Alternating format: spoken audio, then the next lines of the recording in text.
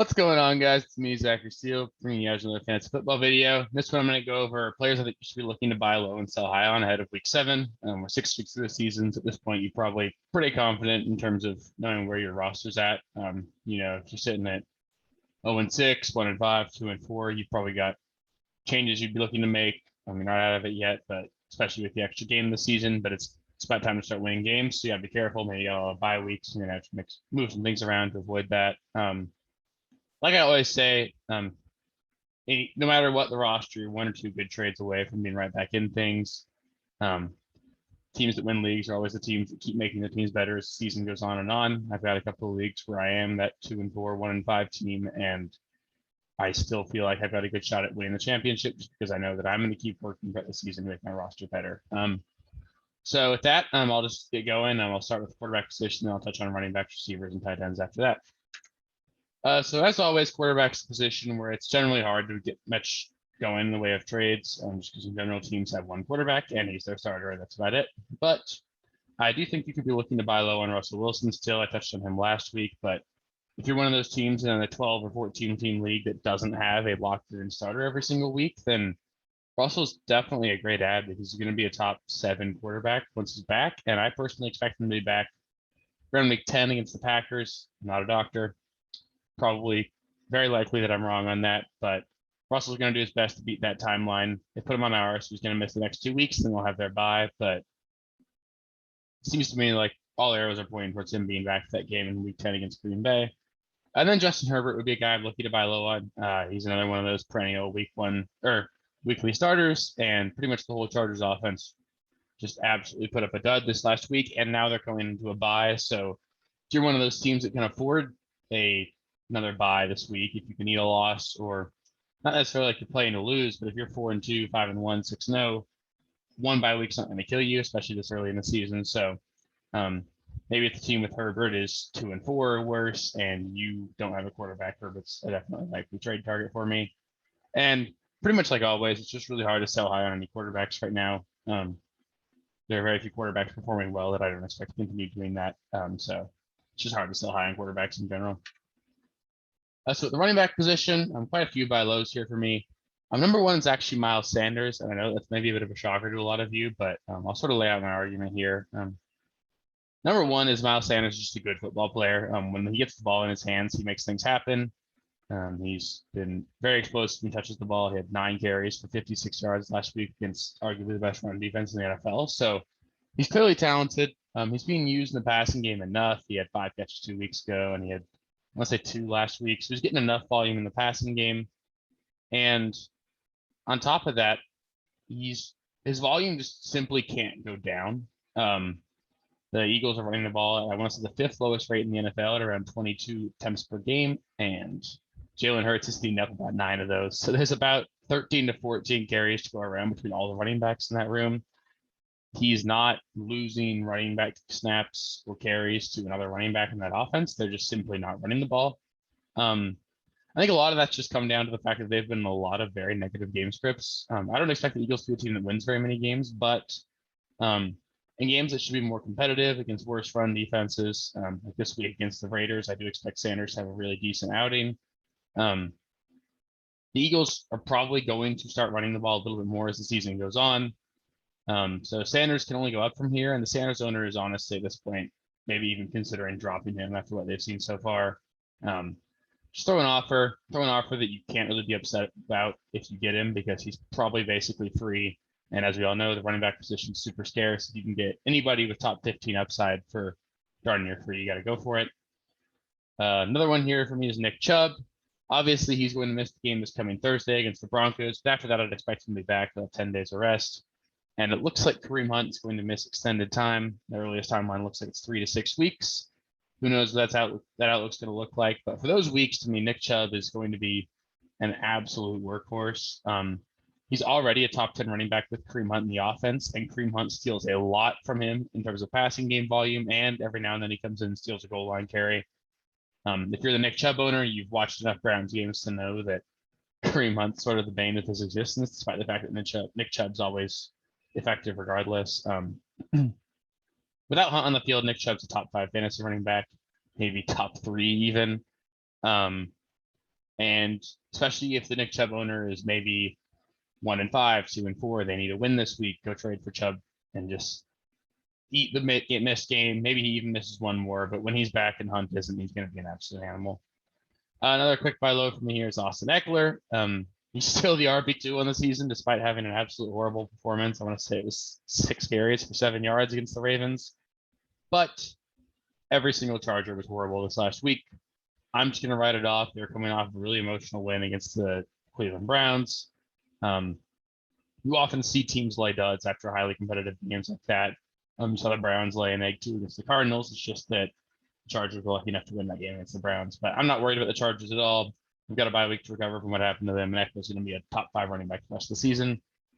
Another guy to be looking to buy low on is Saquon Barkley. He was really coming into his own, sort of shaking off the rust from the injury. And then he had the unfortunate ankle injury again this last 2 weeks ago. He's going to be extremely talented when he's back. The Giants offense clearly misses him when he's not on the field. He's going to be a top 10 running back when he's back, and the Saquon Barkley owner in your league really needs to start winning now. I just throw a trade offer out there and see what you can get for him. And then lastly, for another really cheap option here would be Myles Gaskin. Gaskin had a really rough week last week against the Jacksonville Jaguars. I think he had like 2 drops, and he had several other possible catches that he just couldn't come up with. He's still the guy they're using the most in the passing game. And you saw 2 weeks ago against Tampa Bay, he really had a breakout performance. And this week they play the Atlanta Falcons. I expect him to have a much better week, and I still believe in the talent of Myles Gaskin. He's basically going to be free for you, and I think he's got a shot at being RB2 the rest of the season. Personally, I would want to roster him and not start him this week, but I still think he's the best running back on that team. That's a team that really needs to start winning games. There's a lot of talk about Brian Flores being on the hot seat. Tua needs to start winning, or he's going to get replaced soon. So they're going to look to do all their best players. Gaskin's one of them. He's going to have a better year going forward. Excuse me. So then some sell highs for me. Number 1 would be Josh Jacobs. We saw with the new offensive coordinator, not offensive coordinator, but new coaching staff after the departure of Gruden. The Raiders did make a pretty concerted effort to get the ball in Kenyon Drake's hands more.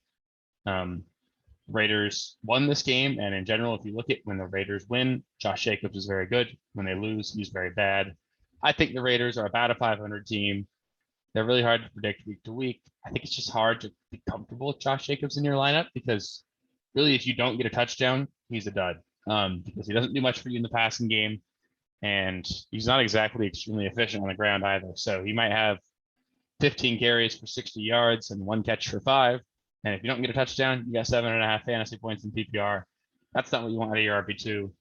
I think that's going to be a lot of what you're going to see going forward the rest of the season. And I think if you can get RB2 value for him, you just do it.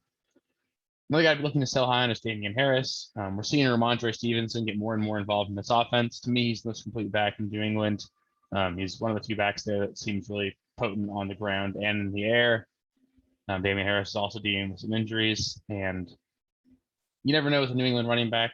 Week to week, they'll have a different player, it seems, over the course of Bill Belichick's time there. So it's just going to be hard to rely on Damian Harris, especially in games we don't know they're going to win. He'll probably have a great week this week against the Jets because everybody does. But after that, it's going to be really hard to comfortably start him.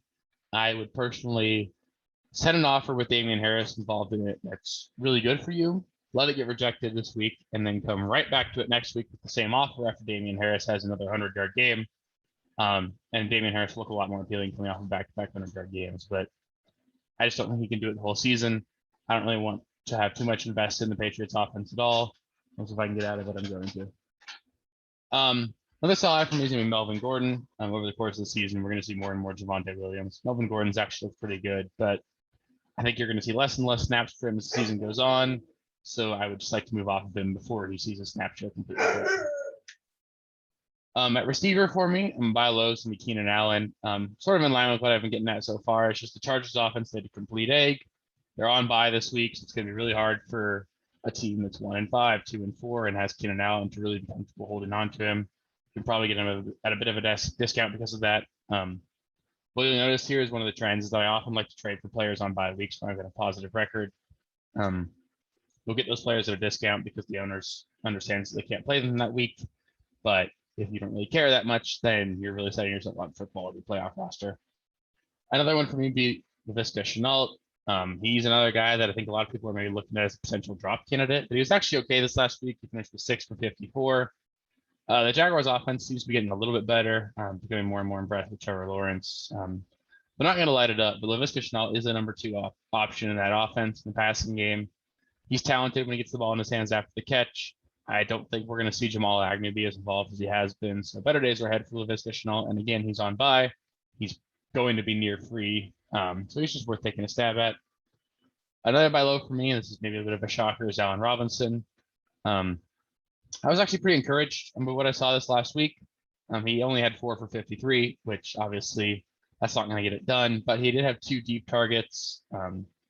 When a couple plays that Fields thought were broken plays, he looked at Allen Robinson downfield.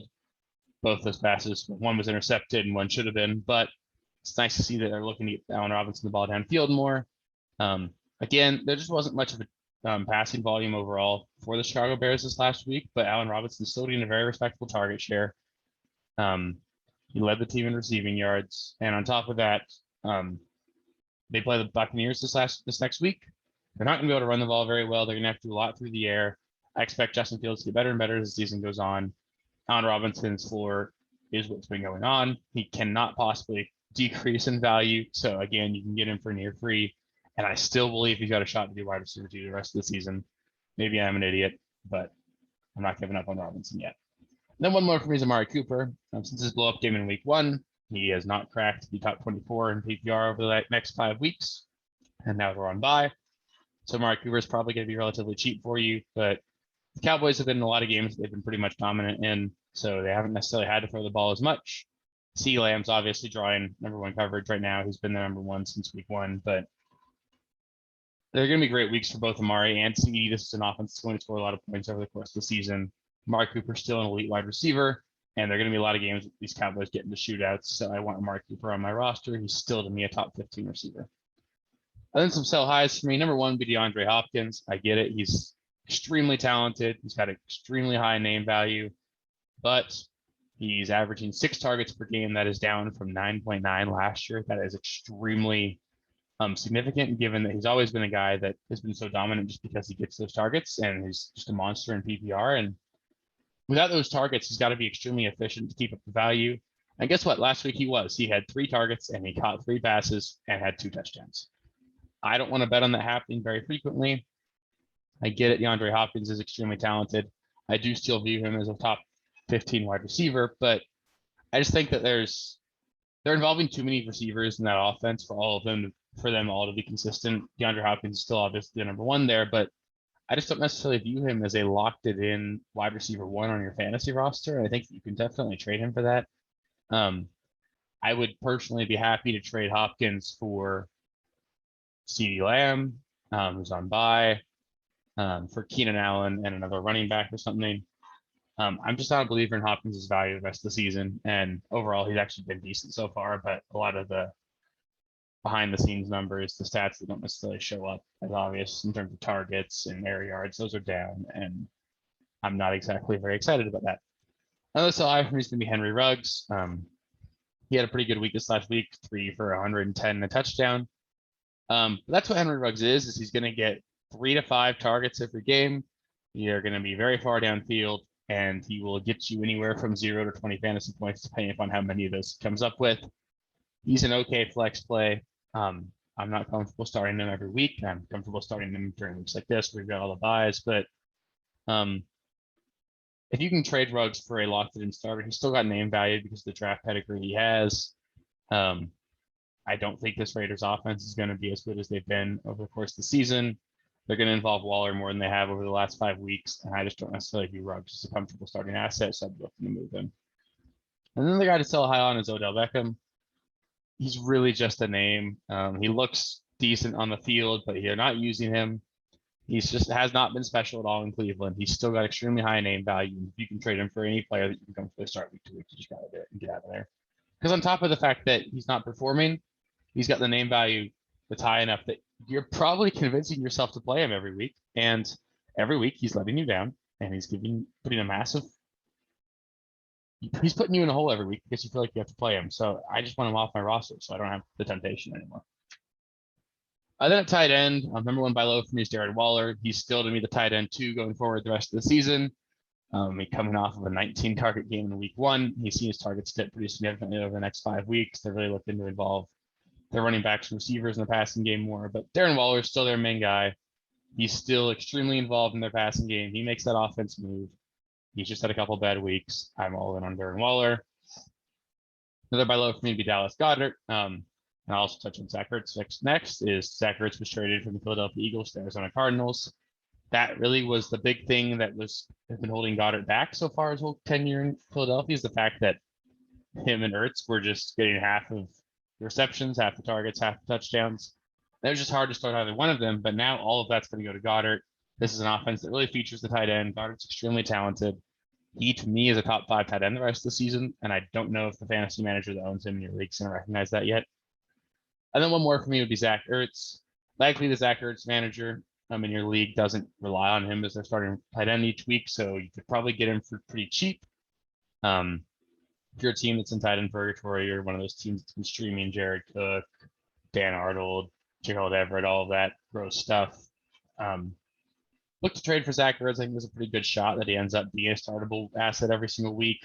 Max Williams is really emerging as a startable player for them in Arizona, and I personally think Zach Ertz is a little bit more talented, so I'd be willing to trade a little bit for Zach Ertz. And then lastly, my sell high at the tight end position is Noah Fant. He's coming off a really awesome game against the Raiders, but they got about a whole half of garbage time in that game. He's going to see his target share go down unless Jerry Jeudy comes back. He's been designated to return, so he'll be back in the next couple weeks. And I still view Noah Fant as a top 10 tight end, but I just don't think he's going to be the top 5 tight end he's been so far. So with that, that'll be it for this week's video, this week's trade video. If you did like this video, please feel free to like and subscribe and click notifications so you get click the bell so you get notifications when I upload these videos. If there's anybody I talked about that you disagreed with, anybody you felt like should have made the list didn't, please feel free to let me know in the comments. I love interacting with you guys. If you got any trade proposals coming your way or trade proposals you're thinking about sending out, drop them in the comments. I can give you feedback on them. Love to interact with you guys here. If you want to follow me on Twitter, you can follow me at RealSteelFFB. My DMs are open there, so if you have trade questions there, you can hit me up there. And yeah, we've got a really ridiculous goal of reaching 500 subscribers here by the end of the season. We're nowhere close. We're not going to get there. Let's just get to 100 first, but help me out. It means a lot. Put a lot of time in making these videos for you guys and really appreciate it. So thank you guys so much for watching. I hope you have a great rest of your day. Bye.